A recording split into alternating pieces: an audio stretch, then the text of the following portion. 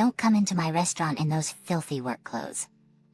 There's no seat for a construction worker like you, so get out. The sushi restaurant's master chef raised his voice, trying to kick me out. I was more astonished than angry. Understood. Then I'll have to cancel our deal for now. The master chef tilted his head at my words, then glared at me. I don't know what you're talking about, but get out quickly. Apparently this master chef really didn't realize who I was. As I was about to leave, a certain person entered the restaurant and spoke to the master chef. I saw that person's face and instinctively shook hands. My name is Franny Elwood. I'm working hard every day at Elwood Remodeling Company, which I inherited from my father. I'm still inexperienced, but many customers praise me for being as skillful as my predecessor. Today, I managed to handle a large remodeling contract for the first time, and I finally gained confidence in myself. Was it tomorrow that you were going to eat at the Master Chef's restaurant that was recommended by a customer? Yes, but if Dad were here, it would be obvious that I came to check it out. This time it's a reservation for me alone. When this job is over, you'll treat me to a meal, right? I couldn't help but laugh at my father's hearty laughter. I haven't been able to repay him for all the help he's given me, so it wouldn't be bad to do something like this once in a while. By the way, this customer was referred to me by the person who gave me the large contract the other day. That person was the first customer to entrust me with all the arrangements, so I must have caused some trouble, but he always cheered me up, saying, "A young and energetic girl is good." Since it's a referral from such an important person, I have to work hard this time too. I must provide something satisfactory with even better skills than last time. I had already scheduled a day to give an estimate after taking a consultation from the customer over the phone. However, I have two peculiarities, and I always go to check the place in advance. One of those peculiarities is to see the actual condition of the customers using the restaurant. When it comes to estimates, we talk while sitting, and there may be habits and movement that I don't notice myself. To discern that, I deliberately go to check in advance of the estimate. And the other is not to reveal who I am during the inspection. If you're conscious of being watched, you cannot move naturally as usual. You would be nervous, and you might try to move efficiently. From my perspective, wanting to repose by looking at the natural body, such small changes in movement were fatal. These 2 points make it very important for me to check in advance. Tomorrow is finally the important day for the inspection. I have consultations about remodeling from the other customers tomorrow, but I have left everything else to my father. Since the restaurant reservation time is late, I should have plenty of time. I've heard that he's a skilled master chef from the customer who introduced me, and I can't wait. I haven't eaten sushi in a long time, and I was so happy that I was humming while working hard with the hand plane. The next day I was in a rush, fearing I would be late for my reservation at the sushi restaurant. I had worn my work clothes to visit a client just in case, and it might have been the right decision. The client, who wanted to discuss a remodel, was elderly, and I had to explain the same details repeatedly, taking up time until a family member living with them returned home. If I hadn't been wearing my work clothes, they might not have understood that I was from Elwood Remodeling Company. I had planned to change into casual clothes before going to the sushi restaurant, but there was no time for that. I wasn't dirty at all from today's consultation, and although my appearance might be a bit off, I had no choice but to go as I was. Besides, the restaurant was fully reservation only, so if I missed today, I wouldn't be able to visit for an inspection before the estimate. After some hesitation, I reluctantly headed to the sushi restaurant in my work clothes. A 30-minute drive.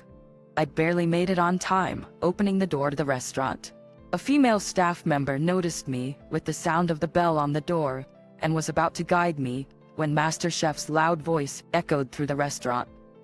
Hey, don't bother showing her in. The female staff member looked surprised, her eyes wide, glancing back and forth between my face and the Master Chef's. I was also confused, not understanding why he suddenly spoke to me that way. Excuse me, I'm on time for my reservation. Is there any problem? Without even looking at me, the Master Chef opened his mouth. Don't come into my restaurant in those filthy work clothes. It'll ruin the reputation of the place. I admit it was wrong of me not to change out of my work clothes, but I didn't do anything dirty at work today, and there's no dress code here. Before I could finish, the master chef glared at me and snapped. Excuses won't help. We don't have seats for construction workers here. You'll bother the other customers, so get out of my restaurant. The master chef's rude words and snorting laughter made me angry. But I calmed down when I saw the confused female staff member.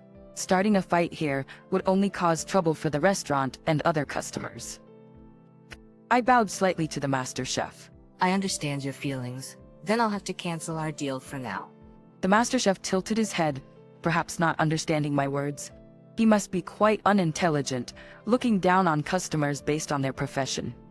With a gesture as if shooing away a bug, the master chef waved his hand. Don't waste time talking nonsense, and you don't just stand there. Get her out quickly. The female staff member's shoulders shook, surprised by the sudden shift of blame. Seeing her face about to cry, I felt sorry for her and handed her a handkerchief from my bag.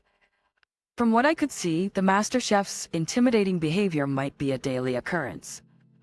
I was utterly disgusted and reached for the door to leave.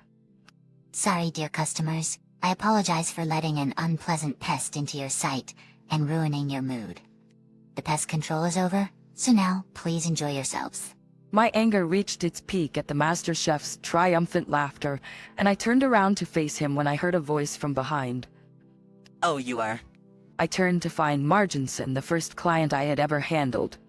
Sensing the strange atmosphere in the restaurant, Marginson asked if something had happened. Before I could answer, the master chef hurried over. Sir, I'm sorry if I caused any inconvenience. There's nothing wrong. Besides, this customer is about to leave. Come, please have a seat here.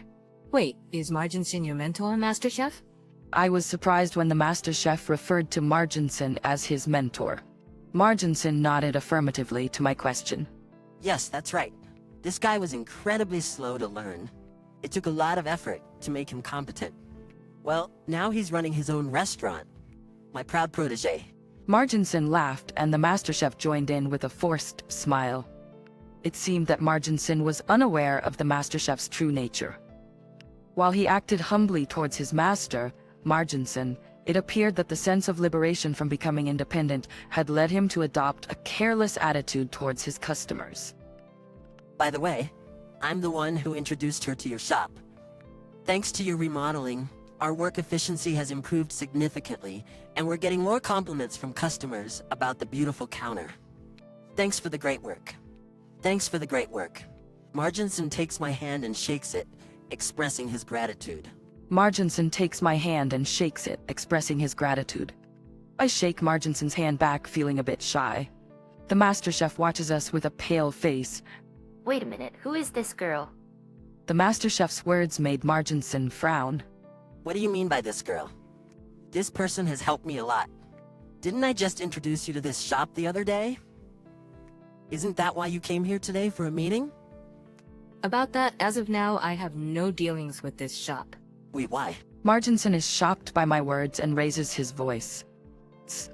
He must not have expected this turn of events, and wants to know why I stopped the transaction. That is, I'll discuss it with this person later, so don't worry, Master. Please take a seat over here. The master chef, finally realizing the gravity of the situation, tries to interrupt me, looking quite flustered. He makes a fuss, trying to pull Marginson away from me and guide him to his seat. I laugh inside at the master chef's desperate behavior as I explain to Marginson what happened earlier. Like I told Marginson, I took the request over the phone, so he probably didn't know I'm the daughter of Elwood Remodeling Company, but it's my fault for coming work clothes. I see. And then, I thought that if I got involved with this shop, it might lead to big problems later on. So I decided to decline this time. At first, Marginson listens with a serious face, but by the time I finish speaking, his face turns bright red, and he's trembling with anger. The master chef watches Marginson's reaction, his face turning pale, and he breaks into a cold sweat. No way, dear customer. It seems there's been a misunderstanding because of my poor explanation. Of course, we have a seat ready for you. Please have a seat. The master chef's desperate excuses are in vain, and Marginson heads silently towards the exit. The master chef, with his large frame, runs after Marginson, causing dust to fly, and I end up coughing. The master chef continues to try to calm Marginson's anger, but Marginson ignores him completely. After a few minutes of trying to appease him, Marginson finally speaks. The master chef brightened his face, thinking he would be forgiven. But the words from Marginson were cruel to him. Don't ever call me your mentor again. If people think you're my protege, it'll ruin my reputation.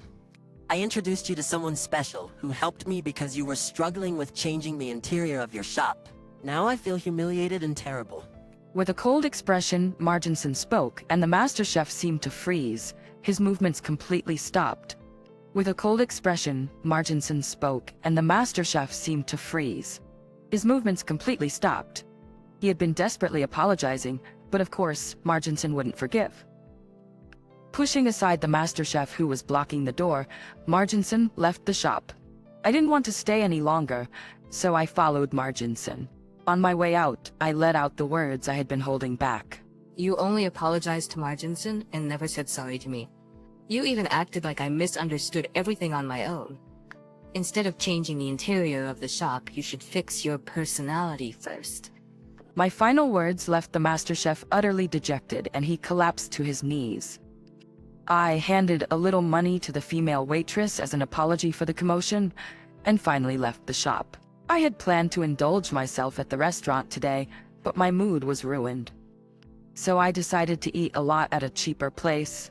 I wanted to eat heartily rather than dine elegantly. I also told my father the name of the place we were going to, and called him over. He seemed suspicious at the quick contact, but the moment he saw my face, he seemed to understand the situation. It can't be helped. Today's on me, he said, putting his arm around me and cheerfully patting my back. After we had eaten enough, my father asked what had happened. I hesitated for a moment, but gave in to my father's worried eyes and slowly began to tell him about the day. It seems like you had a terrible customer. My father is usually a strict person. His strictness comes from wanting me to take over the business properly. I've even been scolded at work for complaining. So being treated this kindly was a first for me, and I felt tears welling up. But that master chef, if he picks a fight with Marginson, he won't survive. What? Is he that great of a person? Of course, his protégés have opened many famous shops. Marginson's own restaurant is a place where celebrities sneak in, and you can't underestimate his influence in the industry. I was astonished, not knowing that Marginson was such an important person. I had thought he was no ordinary person, but I never expected him to be such a big shot. If you anger him, you might be shunned in the industry. The life of that shop might be short-lived. Hearing those words, I thought the master chef was just unlucky, and I felt relieved that I had made the right decision to break off the deal at that time. A little while later, I heard from Marginson that the master chef's restaurant had gone out of business. Apparently, a customer who was present that day was furious and posted a video on social media of the master chef ridiculing me. That customer was in the middle of an important business dinner, and the other party was from a construction company. He posted the video with a caption saying, "My credibility plummeted for choosing such an unpleasant restaurant," and it went viral. People who saw the video identified the master chef's restaurant, and it spread further, with critical comments piling up in the reviews. Furthermore, the female waitress from that time apparently sued the master chef for harassment. It seemed my intuition was right, and she had been treated terribly all along. On top of that, once people in the industry heard that Marginson had cut ties with the master chef, they stayed away, and the master chef was forced to close down, crying. All that was left for the master chef was compensation for harassment. Even if he wanted to restart in the same industry, regaining lost trust would not be easy. Marginson said he would overlook it if I forgave the master chef, but since there was still no apology, I politely declined. Given the situation, the master chef might come yelling that it's my fault before even apologizing. Well, if that happens, I'll just chase them away with the body I've built through daily workouts.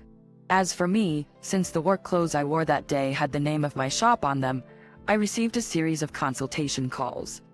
People were impressed with how I carefully assessed customers and committed to my work.